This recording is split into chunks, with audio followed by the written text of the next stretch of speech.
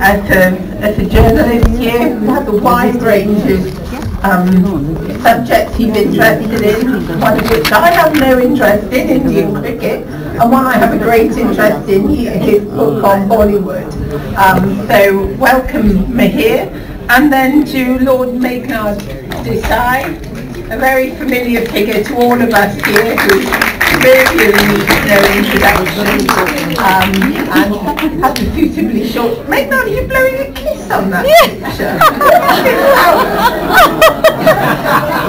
My incompetence because people always ask me to give a picture. The best I could do was this by myself, and it is terrible. It is people that are so incompetent. Please in future don't ask me to provide a picture of myself. Thank you. It's entirely my fault, but I want to prove how incompetent I am. He's just saying that to fool you before he starts talking, of course. And we also have an extra speaker now. We have Mr. Dilip Hero, another distinguished figure that many of you will know here, with a long record of publications here. So an exciting debate between the three here. I would actually like to start to ask you about Orientalism, but I'm going to leave you to your topic on nationalism and look forward to hearing your thoughts. Mihir, shall I hand that? Well, Rachel, just for your benefit, I'll begin with cricket because I was surprised that the distinguished panel did not mention that the greatest gift the British gave was cricket. I mean, what is 200 years of slavery if you learn how to cover dry? Where would such intent have come from? But you know, I never learned to cover dry, but then I'm a deceitful Bengali, as the British say. And I'm surprised that Zarir Masani, being a Parsi, who took to cricket and made it the game, didn't mention it. But you know, who knows? You know. I never took to cricket. Well, there you are, so there's something that you missed out on your civilizing influence. So there you are. So that's something for you to do. But anyway, we're not going to talk much about cricket. And I must mention, first of all, that we have a big problem here because Meghnad Desai is an Arsenal supporter and I'm a Tottenham supporter, but we won't go into that either. We've got two very distinguished historians here. Meghnad Desai is well known, needs no introduction, House of Lords member, the man who's going to stop Brexit, things like that. Anyway, he's written this book, another book, Politics Shock, which has just come out, which is discussing Trump, Modi and the prospects of liberal democracy.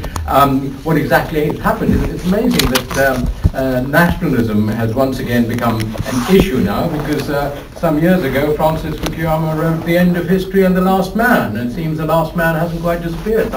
Various other people have turned up. And of course, Meghnad, it's a very wonderful book, a very succinct, short but brilliant introduction to what has happened to history in the last couple of hundred years, and he makes the point, which hasn't been made by many people, how Trump, if you like, followed Modi, and Meghnad also makes the point that he's a brilliant forecaster. The next time you want to have a bet, check with him, because he predicted that Modi would become the BJP leader. Ashish Nandi said, over my dead body, and Meghnad said, well, Ashish and me are going to live for a long time. Well, both of you are still alive, of course. And he also predicted that Trump would win. And of course, there's a whole question with Trump and Modi about the people they have got to support. It's very interesting, the two recent films out which I would recommend to you if you want to understand Trump's America, I, Tanya, and Lean on Me, Pete. It's a very, very good illustration, these two films, which show that the sort of people in America who are supporting Trump. There's various other aspects of what he mentioned in this book about where nationalism is, what kind of nationalism, and whether the liberal order that Meghnad says really its high point was Kennedy in 1961 has completely withered away. And Dilip Hero, of course, and I must say here that Dilip was a great inspiration for me when I came to this country 9 months after Enoch Powell's speech thinking I could still make a century at Lord's. I never got there. I got into Lord's, but not to make a century. And Dilip had just written a novel, and I read the novel every evening, hoping to write a novel like Dilip. Dilip actually published his novel, but since then he's gone into non-fiction. My novel is not worth talking about. But anyway, Dilip has written extensively on nationalism, what it means, and he has some very interesting ideas of how we confuse nationalism and as a product of imperialism. So I'll start off by first asking Meghnad to present his point of view.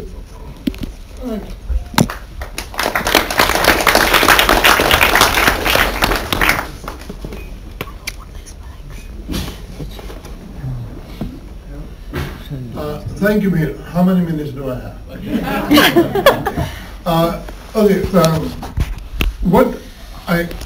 First of all, let me say it this way. I belong to the Labour Party, which lost 4 elections in 1979, 1983, 1987, and 1992. And that made me realize that just because you don't like somebody as a politician doesn't mean they're wrong. And doesn't mean that people don't like them either. So one has to separate one's like or dislike of a politician's personality from his or her ability to get re-elected. And just because if you go on being defeated, you have to ask yourself, what is it that the people know that the party doesn't know? Why is it that in the middle of 3 million unemployed, Mrs. Thatcher was getting re-elected and we, the greatest friends of the working class, were getting beaten? So, when a change happens, as it did 2-3 years ago, I was kind of, I have this sharp antenna, and forget about what you think you know. Look at what's happening, and this may be telling you something. So my book, Politic Shock, I was also told by a publisher that nowadays only a single word book with a title sells. The title has to be a single word. So I invented this word, Politic Shock, and there's a long subtitle. It's about Trump, Modi, Brexit, and the prospect for liberal democracy. The idea basically was that we have had, a lot of people have written about it, I'm not the only one, especially when Trump got elected, that this was more at the end of civilization. How could this absolutely boorish, sexist, misogynist, racist man get elected president? And what will happen to the country, and how soon will he be impeached so we can throw him out, and so on. Of course, similar thing was said about Modi, who had been elected 2 years earlier. I remember when Modi got elected, some friends called us up and said, do you want to come and listen to the last Kasauli ever in India? We said, no, we'll wait for the next one. There's never going to be another Kasauli sung in Delhi, ever. Well, that's life. No. So the problem was this: what is happening to global politics?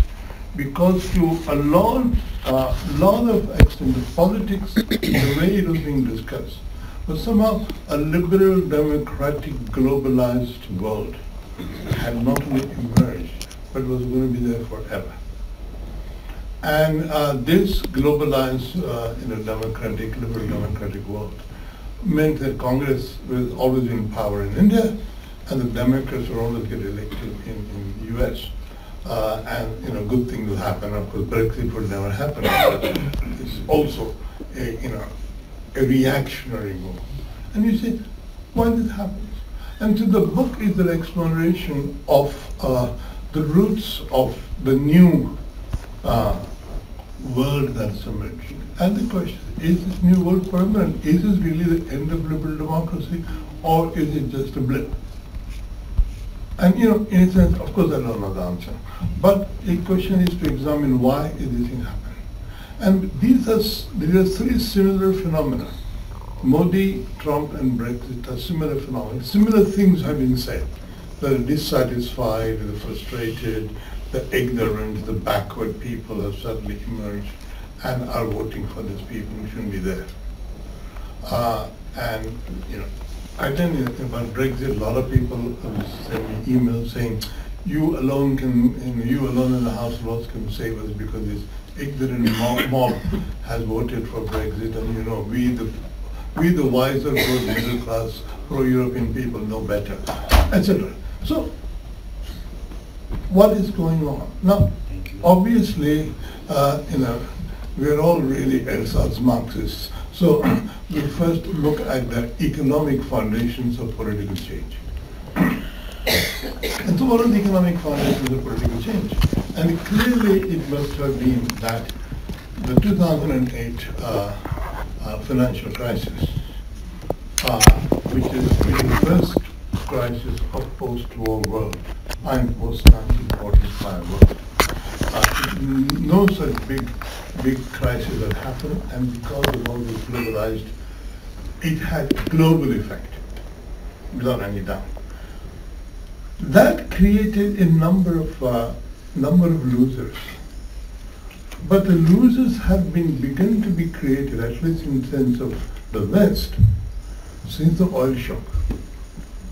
The oil shock basically meant that after 1973, manufacturing industry migrated to Asia. And the American working class wage has not risen for 45 years. It's just an amazing statistic. So there was a clear effect of economics, especially of the oil shock, because it became unprofitable to manufacture in America because the wages were too high. So the capital went in search of cheap labor, as Marx would predict, and it ended up in China or Asian tigers and so on. So that there's a long cycle there, which is requiring political change. And I basically, in my book, I first of all say that last 100 years have been spent basically sorting out the problems left unsolved by the First World War. First of all, the decline of the German Empire took until the end of the Second World War to sort out. The decline of the Russian Empire took until 1993, when the Soviet Union collapsed, had to work out. We are right now going through the decline of the Ottoman Empire, which has not been sorted out, and so we're still trying to sort that out. So if you think in that perspective, we are just kind of dealing with the legacy of the 19th century. But in the middle of that, we are also discussing the problem of profound technical progress, profound technical change, which is as Marx, whose 200th anniversary is of his birth, described in the Communist Manifesto, that the constant technical change happened, and that upsets all the great assumptions. You see, what Mrs. Thatcher was doing, which was also what Ronald Reagan was doing, was adjusting to the decline of manufacturing in the West. And the Americans took much longer to adjust. But what happened in the 2016 election?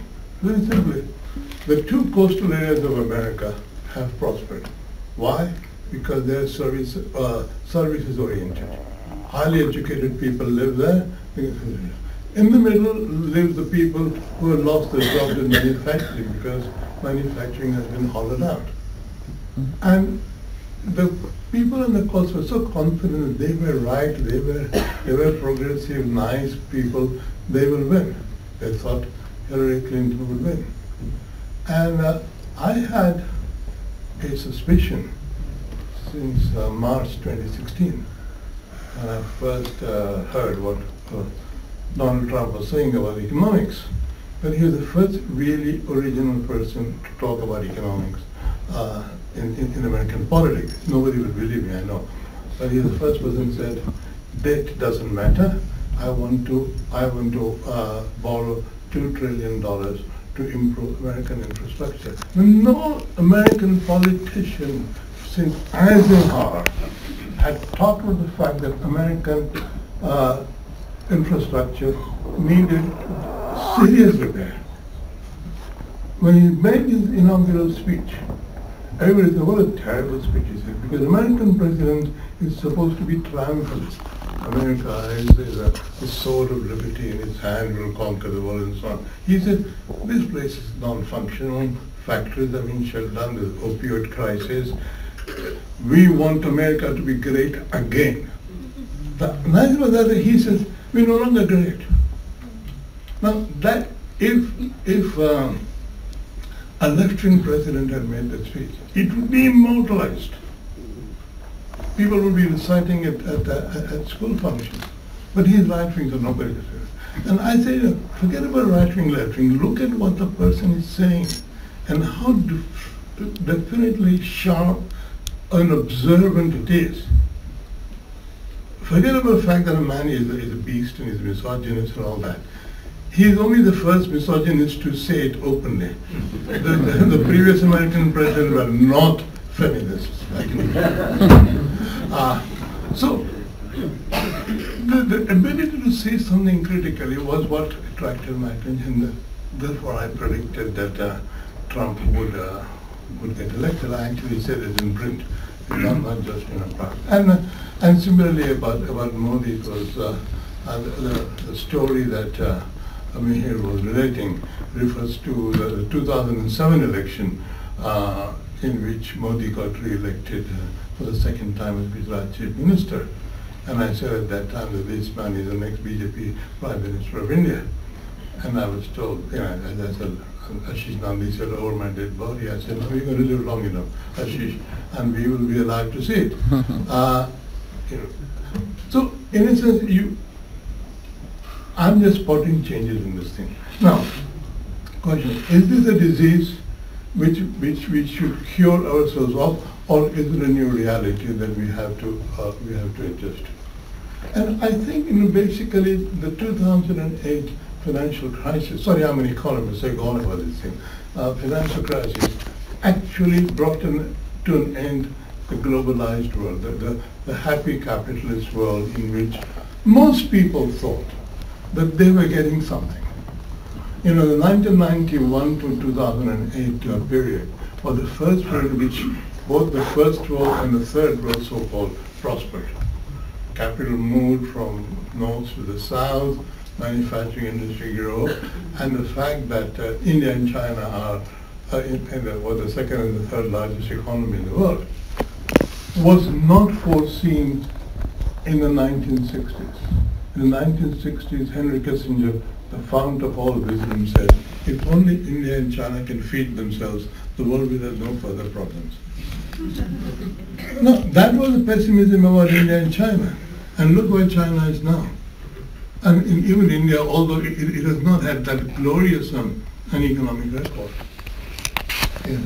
So I think one big shift is the eastward movement of the center of the global economy.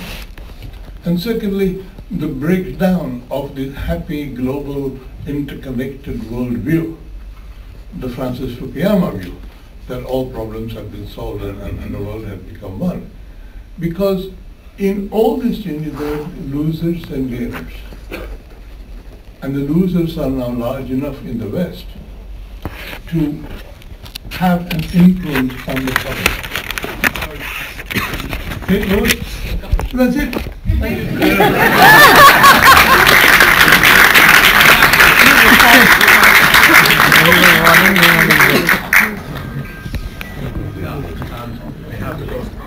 Here.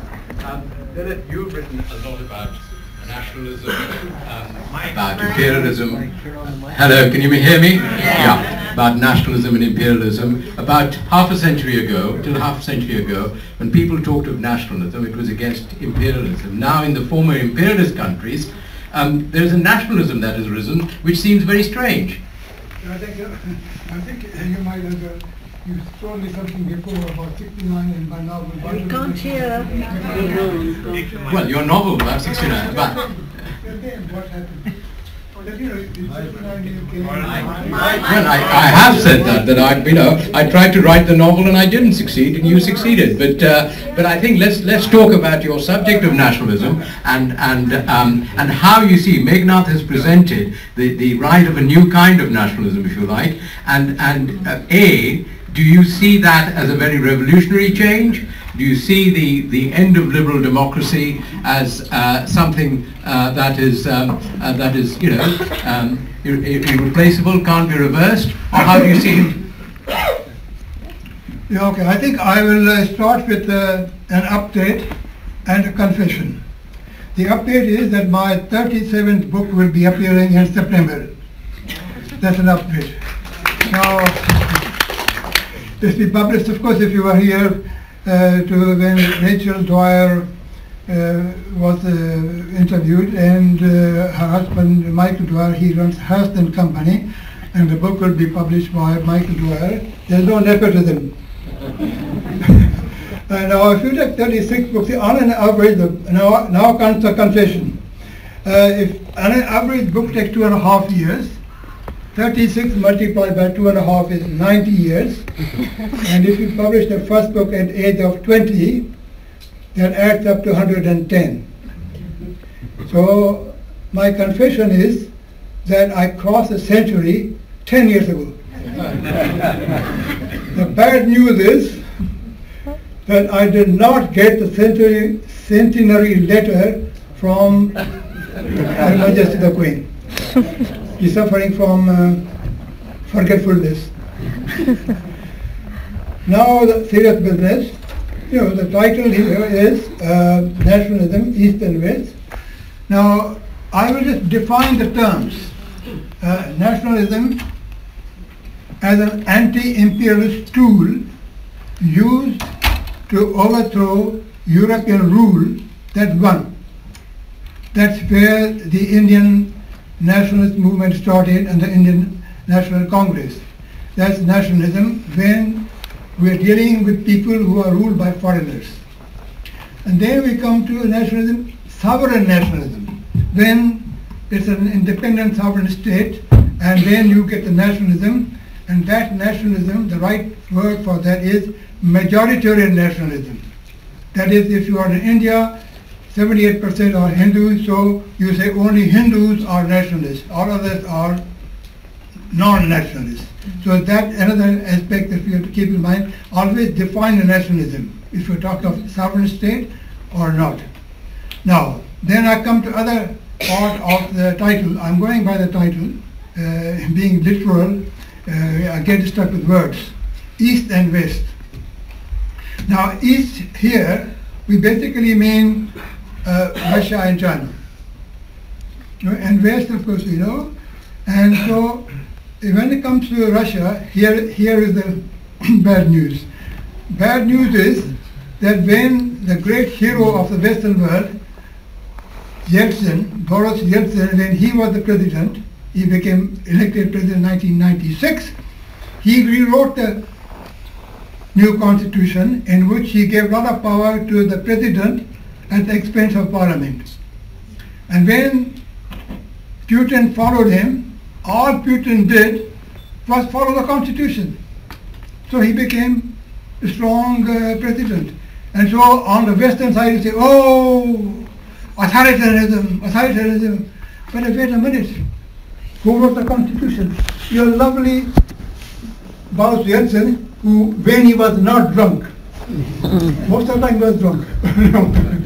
So always keep this in mind, who is saying what and what is the background, what is the context. Then there were two very important surveys were done in Russia by a very reliable public opinion company, which found two things. In 2006, when the survey was done, only 17% of the Russians said we opt for Western style democracy. 35% said we want to go by the Soviet system. And 26 said we want to stay where we are with the present system. That's one. Another survey, 2/3 of people said they had to tick. What is your first priority? security. Security of the nation and our own security, and free expression, 16%. So whenever we read of all these things, oh, Putin, mafia, authoritarianism, you have to remember that Putin has never had less than 70% approval rating. Now this is the kind of approval rating Western leaders would love it. Next we come to Western side, Western liberal democracy. Now here, always whenever you read something, as you know, when you sign a contract, always read the small print. Small print. Obviously, you start from small print, then you go up. Now, here is what is the main foundation of liberal democracy. Separation of powers. Legislative, executive, judiciary. Okay, there's a difference between America where they are totally separate, and Britain and India, legislative and executive powers are combined. In parliament, if a party has a majority, they form the government, they are executive, and judiciary is separate. Now read the thin print in the USA. They are separate. Who appoints the Supreme Court judges? President. President appoints it. So of course the Senate has to confirm it. And who appoints the Supreme Court judges in India? In name it's president, but there's a collegiate of the present judges who decide who should come in. In that sense, India is more democratic than USA. One final thing. Always, I'm sorry, I'm in a bad habit of repeating myself. Read the thin print. You know what happens? Every president of USA has the right to, if Congress passes a law, every president has the right, any particular clause or sub-clause, he can sign off, knowing it is not going to work. Every bill passed by Congress, there are parts of it which the president can throw out. So basically, executive authority is the supreme authority. Forget about separation of powers. You know what happened? Under George W. Bush, the junior Bush, he signed off 1,200 times.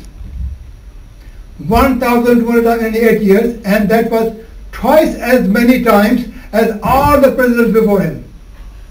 So what I'm trying to say is that whereas we just live in this world, liberal democracy, separation of powers, there are checks and balances and so on and so forth. Remember that ultimately in the USA, of course, you know who the president now. The president has the ultimate power. And so many of these things that Trump is not doing, i.e., he did not give up his business, it's not written in the Constitution. It is by convention. And he's breaking the convention right, left, and center. So I am just giving, I'm not going into the whole thing about about China.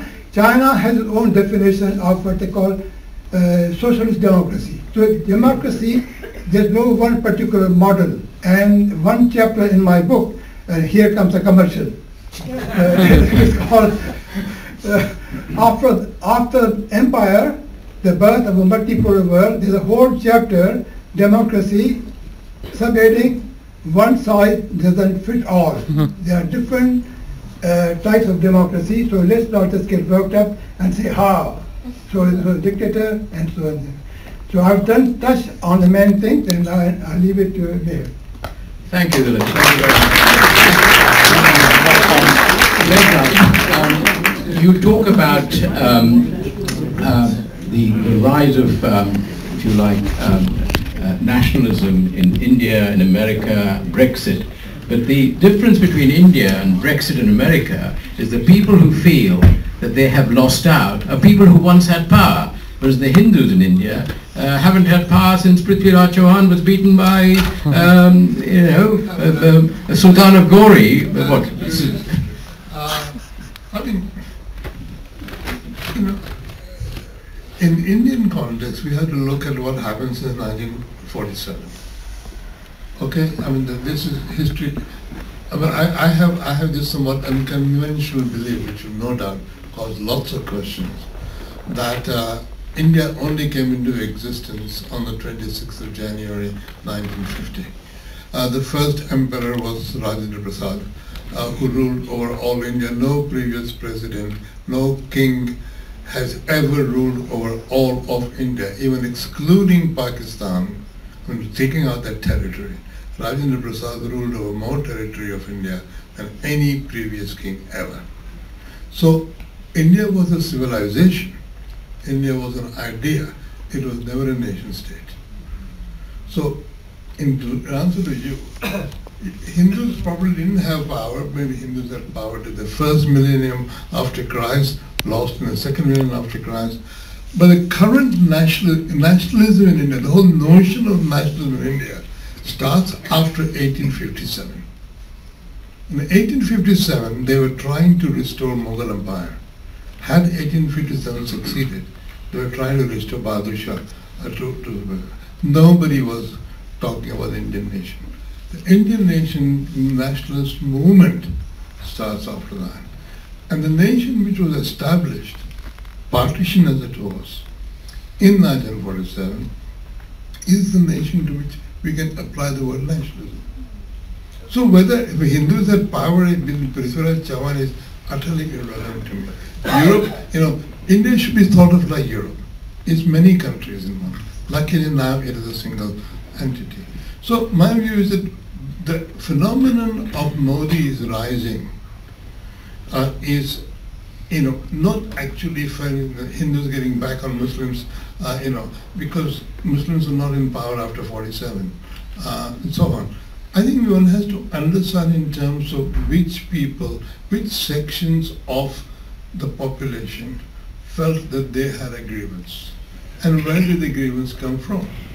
In India, the grievance is not that Hindus were economically deprived like the whites, the Midwestern whites in America, where the manufacturing had disappeared, they had some sort of. In India, it is an ideological battle, and you're quite right. The whole notion of Muslims, Muhammad Ghori, etc., is invoked, not because there is any relevance to it, but because there is a sense of grievance, very carefully inculcated by, the Parivar. It's a very interesting story that when I was young, in the 1950s, all of us believed that the question was not if, but when India would become communist. Everybody was convinced India would become communist. Nobody ever even seriously thought that the RSS or Hindu Parivar would ever get anywhere. Why did they do? Because they did what the communists were meant to do. Patiently, street by street, go and argue your case. Don't worry about winning in the short run. You will win in the long run. And that's what the RSS did. That's what the BJP did.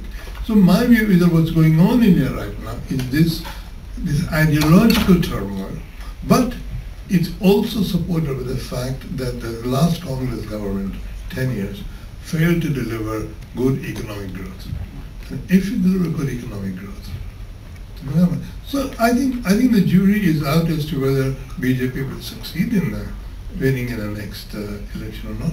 But there is a profound change going on in the way people define the nation, the way the people conceive the nation, and that change has happened over the last 40 years.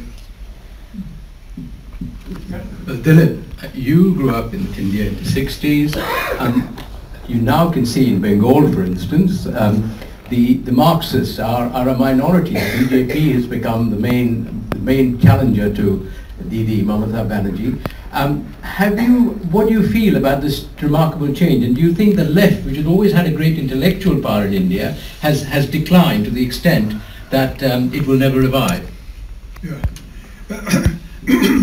I think if I can now draw on my book, The Longest August, the unflinching rivalry between India and Pakistan, then I think I can actually see things in a proper, it's a cliche, historical perspective. I'm sure you heard it before, historical perspective. Now see, when there was Indian National Congress, of course it's there now. There were always two, our anti-imperialist movement in India, there were always two strands in it. One strand was all the bad guys, Christians who came from all over Britain and so on and so forth. They are foreigners, they never settled down here. They would go off for a 3-year contract and ruled by relays. And unlike those who, Afghans and Mughals, they came, settled down here, etc., etc. So there were two strands in the anti-imperialist movement in the Indian subcontinent. One which was against the British, the other one said, foreigners. Once upon a time, there was Akhand Bharat. There was a whole, this nostalgic golden age. All the Hindus were there, maybe some Buddhists, So this was a great, pure Akhand Bharat Hindu. And then, in 1192, Muhammad Ghori, bad guy, he defeated Prithviraj. From that moment onwards, foreigners. So always there were two strands. They didn't just come out of nowhere. Now what's interesting, and that's something I have to go back to the small print. If you examine within the Congress party itself, there were Hindu nationalists. Madan Mohan Malviya, he was the president of Hindu Mahasabha, also president of the Congress party. And then of course, when the crunch comes, and this is something which might shock some people, it's a fact. When riots took place in Delhi around partition and independence, Muslims, had to leave their places and they became refugees. And at that time was a crunch moment. The only leader who stood by what we call secularism was Nehru. Rajendra Prasad said, Indian army should not save Muslims. You heard me. I didn't mention it up. I can give you the source. So when the crunch came, Sardar Patel, he called Rashtriya Swayam Sevak Sangh RSS patriots. So they were always within the Congress party itself Hindu nationalists.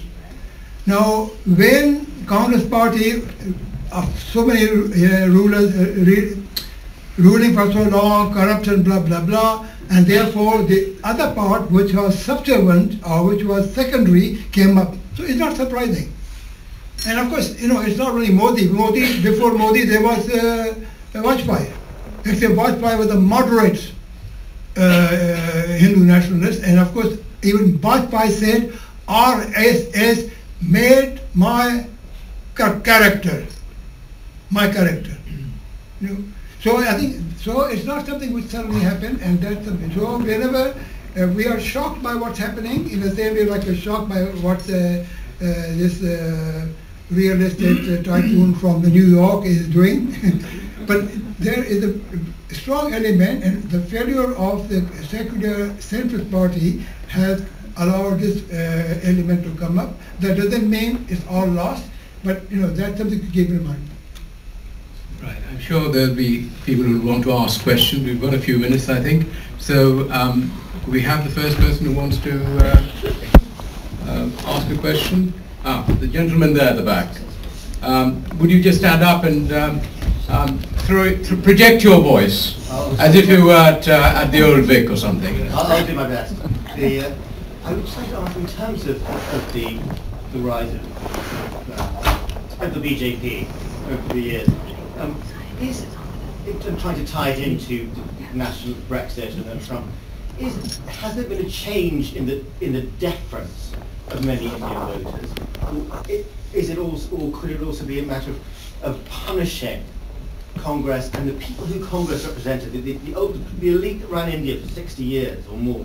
Is it being punished for its economic failures during those years, even though things got better? But is that an element? You now have an electorate, or part of it, that go, right, we're not grateful for what you did, and we're going to vote for our own person, even if he is whatever he is. I think, Meghnad, you mentioned in your book about Macaulay's Putra, which I certainly would be one, and you probably would be as well. I have also written another book last year. It is called The Raisina Model. The Raisina Model says that there was India inherited the Westminster model and it has changed the model of democracy to suit its own conditions. So the Indian democracy, basically again and again the thing comes up that India is a nation of many nations. You look at the regional dynamics, you look at national. Nationally you think of Congress and BJP, but regionally there are specific parties which are largely caste parties. How are they caste parties? Because given the structure of Hinduism and the Mandal report, there is a lot of payoff for going by the caste. Now you could say the whole Mandal report was written because of the question of social deprivation in the majority population. That was the subject why the Mandal report was written. And the Mandal report related economic and social deprivation not to income or education or health, but to caste status. And it is profoundly changed Indian politics, but in a democratic way. So I think what's really happening is in a number of regions, Congress hegemony began to break down. Question of delivery of roti, kapda, makan, and bijli, sadak, pani, and all that. And I think through that, when the UPA 1, UPA 2 were faltering, especially UPA 2, people said, what is alternative? And the BJP had been tried before, as Dilip said, under Vajpayee. But this time there was another leader who said, I can do better than Congress. And people said, okay, we'll take a bet on him. It's democracy. The question really is a profound and permanent change in the nature of Indian economy? We don't know. As I said, the jury is out. We will see what happens in 2019. But one has to understand that nobody imposes anything on the Indian people. The Indian people choose their own political party. They're not stupid. Thank you, Meghnad. Dilip, I'm giving the win. The question was, he was talking about the rise of the BJP. The question I'd like you to consider, following on from that, is that do you feel the rise of the BJP is a reaction to a feeling that under Nehru there was militant secularism, where I grew up in India, where to mention religion was to be a communalist, a bigot? Was that taken too far? And therefore, Nehru didn't want the temples to be rebuilt and so on that had been destroyed. Was that a reaction to that? Not that it justifies it, but was that a reaction?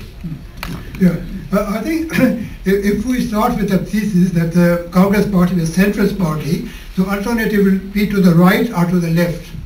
Now, as far as the left is concerned, the Communist Party, quite simply, has a very long, boring analysis which will put you to sleep. Basically, Communist Party, if you compare this with what happens in Italy, where Antonio Gramsci was able to deal with the Catholic Church very strong and come up with some kind of compromise. It was an original thinking of a Marxist called Gramsci. Now, in India, the key point in India, of course, it's a Hindu society. Key point in India is caste. When we say the democracy in India, it's the caste democracy. As a result of democracy, what's happened? The middle caste, initially Brahmins who were only 3 to 5% of the population, and Khatris who were another 7-8%, they were the ruling, by vote, they were ruling the thing. Now the middle caste have come up.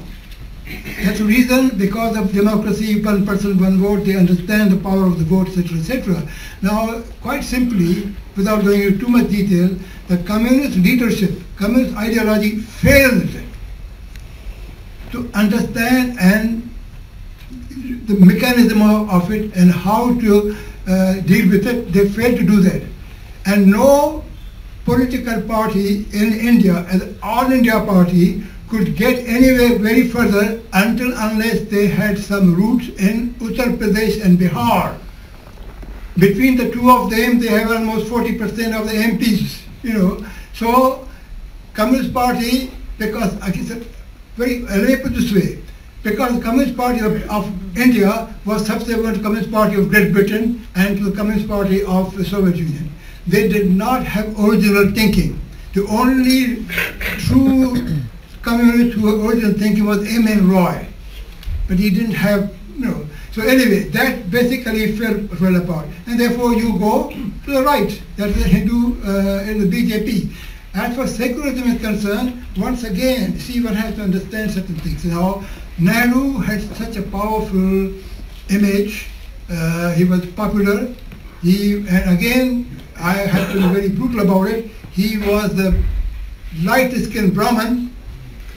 So the typical traditional Kisan, he would also say, "Dekho bhai, bada saal hai." See, so that element was always there. And remember that in India, the literacy rate at the time of partition, independence, was 18%, 18%. So therefore, that element was very superficial. It did not sink down to ordinary Congress member, and whenever things got hot in Hindus and Muslims, Congress fellows went against Muslims. So it wasn't, shall I say, deep-rooted secularism. And as long as Nehru was there, 64, and I'm afraid because of the defeat by China, his standing went down, and within that defeat, he died within 18 months of that, 64. So that's the main reason. Thank you very much, Dilip.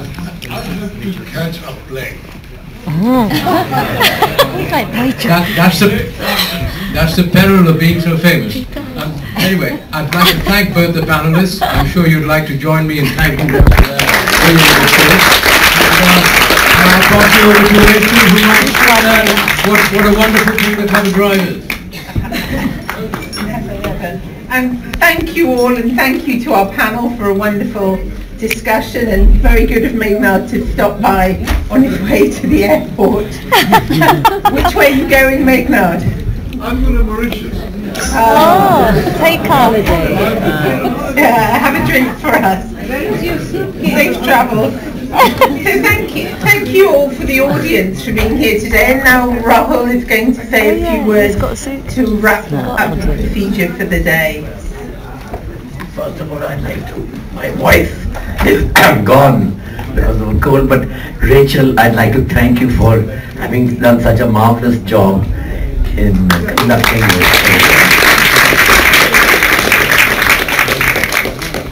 And I'd like to thank the hotel again, Mayfair Hotel in the Nile, for having provided this hotel.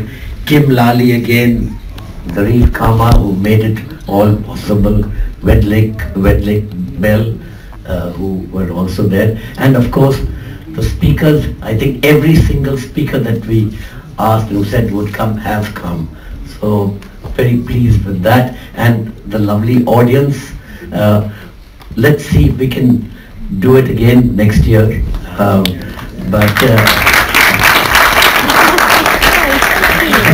What I'd like everybody here to do is that we need your names and your email, and if you remember the website kslitfest.com, you could send us your details. Isn't that right, Nilufar? If they go into the website kslitfest.com and send us your details, we'll put you on our mailing list.